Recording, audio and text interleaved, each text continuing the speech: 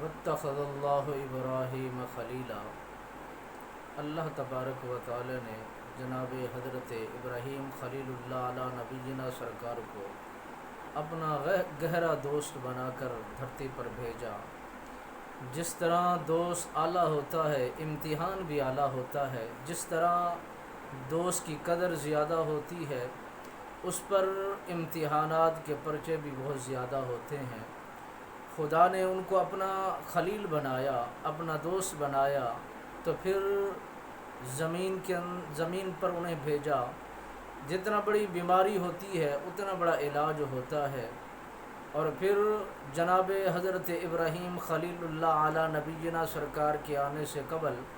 اس کائنات میں، اس دھرتی پر نمرود نامی و بدبخت راج کر رہا تھا، اپنی حکمرانی کا سکہ جما کر لوگوں کو اپنی طرف میل کر رہا تھا۔ ان کے دلوں کے اندر یہ بات اتار رہا تھا کہ میں تمہارا خدا ہوں، تم نے میری عبادت کرنی ہے، میں تمہارا رازق ہوں، تمہیں رزق دیتا ہوں، میں تمہارا مالک ہوں، تمہاری جان و مال کی حفاظت کرتا ہوں۔ اور پھر جو تمہیں مسئلہ درپیش ہو، تم نے آنا میری دربار میں ہے اور مجھ ہی سے مانگنا ہے، تو میں ہر طرح کی تمہاری حاجت کو پورا کر دوں گا۔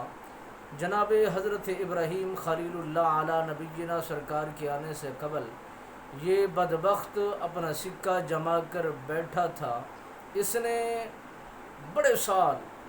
اور فقہا نے لکھا، کسی نے لکھا 1000 سال اس نے حکومت کی، کسی نے کچھ اس سے بڑھ کر اپنا مدعا ظاہر فرمایا۔ تو اس نے جو 5 سال کی حکومت کرے تو وہ سمایا نہیں جاتا۔ وہ تو ہمارے حکمران اور ہماری حکومت میں جو رہنے والے ہیں، اگر 5 سال وہ حکومت کریں تو وہ کہتے ہیں کہ ہماری آباء و اجداد کی طرف سے یہ وراثت ہے۔ اور اتنا طویل زندگی حکومت کی ہو اور زمانہ کائنات اس کی طرف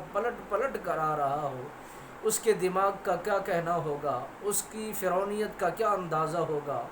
اور اس کی لوگوں کے ساتھ برتاؤ میں، لوگوں کے ساتھ کام کاج میں کیا انداز ہوگا۔ اور اس کے علاوہ جو اس کے ارد گرد میں رہنے والے تھے اور اس کے پڑوس میں تھے، دن رات، دن میں شام میں پلٹ کر آتے، وہ نمرود کو سجدہ کرتے۔ جب اس نے اپنی عبادت کے انداز کو دیکھا، لوگوں کی پوجا پاٹ کو دیکھا، اس کے اندر کا یہ غرور جو ہے مزید ٹھاٹھے مارتا ہوا یہ باتیں اگلنا شروع کر دیتا ہے کہ مجھ جیسا کائنات کے اندر کوئی ہے نہیں، مجھ جیسا کوئی کائنات کے اندر کوئی آیا نہیں ہے، میری بادشاہی، میری سرداری، میری حکمرانی یہ ہمیشہ کے لیے ہے، اور میرے مد مقابل کسی کے پاس نہ مال و زر ہے، نہ طاقت ہے، نہ اتنی بڑی اس کے پاس جہان کے اندر اتنی بڑی طاقت ہے، نہ وہ میرے مد مقابل میں کھڑا ہو کر میرا مقابلہ کر سکتا ہے۔ بادشاہی بھی میرے پاس، حکومت بھی میرے پاس، اور رفقا بھی میرے پاس، وزراء کا ہجوم بھی میرے پاس، اور مریدین کا حلقہ احباب بھی میرے پاس، عزیز بھی میرے پاس، رشتہ دار بھی میرے پاس، ہمسائے سب مجھے سجدہ کرتے ہیں۔ میری حکومت کو کوئی زوال ہی نہیں ہے، میری حکومت ختم ہونے والی ہی نہیں ہے۔ اس نے اس انداز کو اپنا رکھا تھا، اس نے اس انداز کو دل و دماغ کے اندر سما رکھا تھا، میری حکومت کبھی بھی کسی وقت کسی حال میں ختم ہونے والی نہیں۔ اسے خبر نہیں تھی کہ ایک ذات ہے، وہ ذات، وہ بے نیاز وہ ذات ہے، وہ خلقت کی تخلیق کرنے والی وہ ذات ہے، کائنات و جہان کو بنانے والی وہ ذات ہے۔ رب لم یزل، اپنے شریک ہونے تک اس نے کوئی ایکشن نہیں لیا، وہ خدا بنا بیٹھا رہا اور وہ خدائی دعویٰ کرتا رہا، وہ پوجا پاٹ کرواتا رہا، لوگوں کو عبادتیں کرواتا رہا، لوگوں کو اپنی ریاضتیں کرواتا رہا، مگر خدا نے ان بطش ربک لشدید کی سختی اسے نہیں دکھائی، اسے پکڑا نہیں، اس کی گرفت نہیں کی اور اس کو اپنی گرفت میں نہیں لیا۔ وقت کھول دیا، عیش و عشرت کی زندگی کے راستے ہموار کر دیے، مگر اس کا دماغ اتنا پاگل پن میں مبتلا ہو گیا کہ کوئی ذات بھی ہے جو بنانے والی ہے، چلانے والی ہے، سجانے والی ہے، دھرتی کو بنانے والی ہے، مگر اس نے کبھی اس طرف غور ہی نہیں کیا تھا۔ لوگوں کو ہجوم دیکھا، لوگوں کے آنے جانے کے انداز کو دیکھا، وہ اس بات پر آمادہ ہو گیا کہ میری حکومت سدا بہار ہے، ہر موسم میں رہے گی، ہر وقت رہے گی، کبھی اس کو زوال آ نہیں سکتا۔ رسول اللہ صلی اللہ علیہ وسلم سرکار کے غلاموں، شمع رسالت کے پروانوں، اگر بیماری چھوٹی ہو تو چھوٹے حکیم کی ضرورت ہو سکتی ہے، اسی سے کام چل جاتا ہے۔ اگر بیماری چھوٹی ہے اور پھر چھوٹی ڈسپنسری سے کام ہو سکتا ہے، اسی چھوٹے موٹے ڈاکٹر سے کام لیا جا سکتا ہے۔ اگر بیماری بڑھتی چلی جائے تو پھر تجربہ کار کی ضرورت ہوتی ہے، پروفیسر کی ضرورت ہوتی ہے، دانشور کی ضرورت ہوتی ہے، سکالر کی ضرورت ہوتی ہے، اور تجربہ کار انسان جوان کی ضرورت ہوتی ہے، تاکہ وہ مرض کی گہرائی تک پہنچ سکے، اس کے علاج کو سمجھ سکے کہ اس کا علاج بنتا کیا ہے، اس کے لیے ہوگا کیا۔ جناب حضرت ابراہیم خلیل اللہ علی نبینا سرکار کے آنے سے قبل اور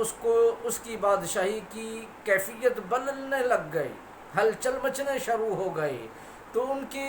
نجومی تھے جو انہیں خبر دیا کرتے تھے، ستاروں کی پرکھ رکھتے تھے، وہ وقت کی نوعیت کو بتا دیا کرتے تھے، اور حاضر وقت کو مشاہدہ کر کے وہ بتاتے تھے کہ اب آنے والی گھڑیاں تمہارے ستارے کی کیفیت کیا ہے، تمہارے رہنے کے انداز میں کمیاں کیا ہیں، تمہاری بادشاہی کے آخری وقت کتنا باقی ہیں، وہ راہب آ کر بتاتے تھے۔ جب بادشاہ وقت کو، اس نمرود ملعون کو یہ خبر پہنچی کہ میری حکومت، میری سرداری، میرا یہ سکہ ان قریب ختم ہونے والا ہے، میری بادشاہی تہس نہس کا شکار ہونے والی ہے، اس نے پوچھنا کیا میرے مد مقابل آنے والا جوان کون ہے جو میرے مد مقابل آ کر میری بادشاہی کو زوال دے گا اور اپنا اس دھرتی پر وہ راج کرے گا، اپنی سرداری کو قائم کرے گا۔ جب راہبوں نے بات بتائی کہ ایک بچہ جنم لینے والا ہے، وہ نبی ہوگا، وہ اللہ کا خلیل ہوگا، وہ اللہ کا گہرا دوست ہوگا، وہ آ کر تیری بادشاہی کو، تیری سرداری کو، تیری حکومت کو، تیرے حکم کرنے کو، تیرے یہ خدائی دعوے کو ملیا میٹ کر دے گا۔ تو اس نمرود نے ایک مہم چلائی، منصوبہ بندی کی مہم چلا دی کہ آج کے بعد کوئی عورت مرد کے ساتھ نہیں ملاپ کرے گی، کوئی مرد اپنی عورت کے ساتھ نہیں ملاپ کرے گا، کوئی عورت اپنے مرد کے ساتھ نہیں رہے گی، علیحدہ کر دیا جائے اور ان کا آپس میں تضاد کر دیا جائے، ان کو آپس میں جدا کر دیا جائے، اور جن کے ہاں جو بچے پیدا ہونے والے ہیں نگرانی رکھی جائے، جہاں کوئی بچہ پیدا ہو تو اس کی خبر میں نمرود کے پاس پہنچانی ہے، اگر ان کے ہاں کوئی بیٹا پیدا ہو تو ان کی گردن اڑا دینا، انہیں قتل کر دینا، انہیں ذبح کر دینا۔ اللہ کا نبی تھا، انتظام کرنے والا بھی خدا ہے، بھیجنے والا بھی خدا ہے، اور گہرا دوست بھی ہے۔ انہیں اس انتظام و انصرام کے اندر جناب حضرت ابراہیم خلیل اللہ علی نبینا سرکار کو بھیجا گیا۔ آپ کی والدہ محترمہ کی حالت یوں تھی کہ جس طرح عورتیں حاملہ ہوتی ہیں، ان کا پیٹ باہر کو آتا ہے تو دکھتا ہے کہ یہ عورت حاملہ ہے، اس کے پیٹ میں کوئی بچہ ہے، مگر جناب حضرت ابراہیم علی نبینا سرکار کی والدہ محترمہ جب آپ کو اپنے شکم میں رکھ کے دھرتی پر پھرا کرتی تھی تو کوئی پرکھ کرنے والا یہ پرکھ نہ کر سکتا تھا، کوئی جاننے والا اس بات کو نہ جان سکتا تھا کہ حضرت ابراہیم علیہ السلام سرکار کی والدہ محترمہ حاملہ ہیں، حمل کے ساتھ ہیں، بچے کا جنم دینے والی ہیں۔ تو کسی کو یہ علم نہ ہو سکا، کسی کو یہ خبر نہ ہو سکی، کسی کو یہ معلوم نہ ہو سکا۔ جن کے ہاں بیٹے پیدا ہوئے تو اس نمرود جلاد نے حکم جاری کر دیا، جہاں جہاں بیٹے کی خبر ہوتی تو ان بچوں کو ذبح کرا دیتا، انہیں مروا دیتا، انہیں قتل کرا دیتا۔ یہ بات جب خدا کی طرف سے یہ بات اللہ کو نہ پسند ہوئی، رب نے فرمایا کہ اگر یہ بندہ میری خدائی دعویٰ کرتا رہا، لوگوں کو اپنی عبادت کے لیے قائل کرتا رہا، لوگوں کو اپنی طرف متوجہ کرتا رہا، تو میں نے کبھی اس کا ایکشن نہیں لیا، کبھی اس کو اپنی گرفت میں نہیں لیا، اس کی رسی کو دراز کر دیا، اس کی سہولتیں اسی طرح دستیاب رکھے، اس کے کھانے پینے کے انداز کو اسی تسلسل میں رکھا، کبھی ایکشن نہیں لیا، کبھی اس کی رسی کو گرفت میں نہیں لیا، اس کی رسی کھینچی نہیں، ہر طرح کی سہولت دی تاکہ یہ لوٹ آئے، سمجھ میں آ جائے، یہ اس بات کو سمجھ سکے، مگر اس کے دماغ پر وہ پردے آ چکے تھے، حکومت کا نشہ تھا۔ جب بھی حکومت کا نشہ ہوتا ہے تو کئی جانیں جایا کرتی ہیں، یہ اب سے نہیں، شروع سے یہ کہانی چلتی آ رہی ہے۔ اس نے دیکھا کہ میری حکومت فتح کرنے والا ایک بچہ جنم لینے والا ہے، سینکڑوں بچے اس نے ذبح کرا دیے، تو یہ بات خدا کو پسند نہ آئی۔ اپنے بندوں کے معاملے میں وہ جلال میں آیا، وہ اس بات کو یوں بیان کر دیتا ہے کہ جب میرے بندوں پر ظلم ہوتا ہے تو پھر میں ایکشن بھی لیتا ہوں، ان بطش ربک لشدید، اپنی شدید پکڑ میں اسے لیتا ہوں اور کائنات کے اندر کوہرام برپا کر دیتا ہوں، کائنات کے اندر افراتفری کو مسلط کر دیتا ہوں۔ رسول اکرم نور مجسم رحمت دو عالم سرکار کے غلاموں، شمع رسالت کے پروانوں، جب آپ کی والدہ محترمہ اپنے بچے کو جنم دینے کا ان کا وقت قریب آتا ہے، جہاں شاہر ہے، جہاں آبادی ہے، وہاں انہیں درندے نظرتے ہیں، جہاں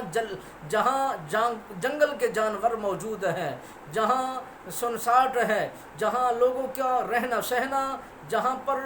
ویرانی ہی ویرانی ہے، جہاں پر ڈر ہی ڈر ہے۔ حضرت ابراہیم علیہ السلام سرکار کے والدہ محترمہ فرماتی ہیں، مجھے وہاں سکون دکھتا ہے، وہاں مجھے راحت دکھتی ہے، میں نے انتخاب جو کیا، ایک غار کا انتخاب کیا، میں نے اپنے بچے کو جب جنم دیا تو میرا بچہ جنم لیتا ہے، کوئی دائی نہیں تھی، کوئی نرس نہیں تھی، میں اکیلی جا کر میں اس غار کی صفائی کر کے اپنے بچے کو جنم دیتی ہوں، جنم دے کر اس کو لپیٹ کر اس کپڑے کے اندر اس غار کے اندر اللہ کے سپرد کر آتی ہوں۔ کھانے کا انتظام بھی میرا خالق کرتا ہے، پالنے کا انتظام بھی میرا مالک کرتا ہے، اس کی حفاظت کا انتظام بھی میرا خالق کرتا ہے، کیونکہ اس کا گہرا دوست ہے۔ رب نے فرمایا واتخذ اللہ ابراہیم خلیلا، اے ابراہیم علیہ السلام میں نے آپ کو گہرا اپنا دوست بنا دیا ہے، وہ اللہ کا اتنا گہرا دوست ہے۔ رب نے فرمایا اب تیری حفاظت کرنے والا میں خود خالق ہوں، میں تیری حفاظت کرنے والا خود میں مالک ہوں،